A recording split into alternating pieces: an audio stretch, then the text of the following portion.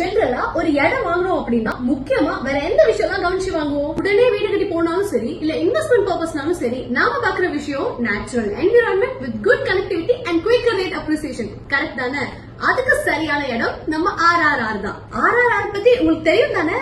நான் மூவி பத்தி சொல்லல, நம்ம விஐபி ஹவுசிங் அண்ட் ப்ராப்பர்ட்டிஸோட ஆர்ஆர்ஆர் சொன்னேன். தாங்க 1 minute from ring road, 2 minutes from railway station, 3 times rate appreciation. புரியலையா?